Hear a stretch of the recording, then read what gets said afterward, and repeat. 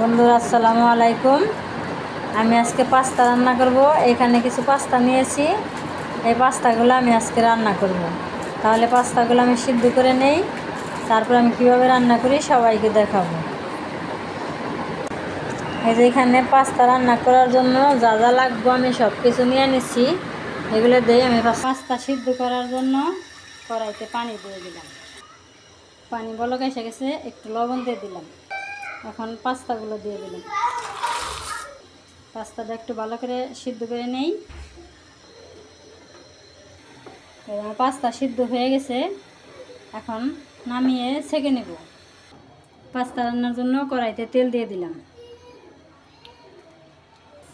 আর একটু রসুন দিয়ে দিলাম। রসুনটা একটু হালকা ভেজে নেই।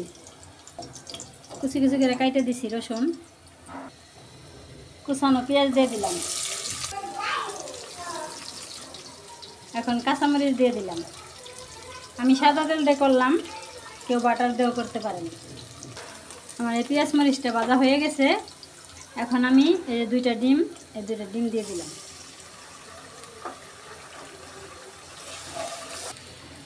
লবণ স্বাদ মতন। এখন কুচানো টমেটোগুলো দিয়ে দিলাম। আমি এইভাবে রান্না করলাম। সবাই কিভাবে রান্না করেন সবাই কমেন্টস করবেন। এখন পাস্তাগুলো দিয়ে দেব। টমেটো সস দিয়ে দিলাম।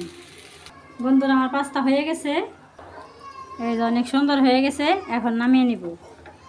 খুব সহজ পদ্ধতিতে পাস্তা রান্না করলাম। এইভাবে রান্না করে সবাই খাবেন, অনেক ভালো লাগবে। বন্ধুরা আমার পাস্তা রেডি। আর সবাই আমার পাশে থাকবেন, লাইক কমেন্ট শেয়ার করবেন এবং সাবস্ক্রাইব করে আমার পাশে থাকবেন। তো আজকের ভিডিও পর্যন্তই। সবাই ভালো থাকবেন, সুস্থ থাকবেন। আল্লাহ হাফেজ।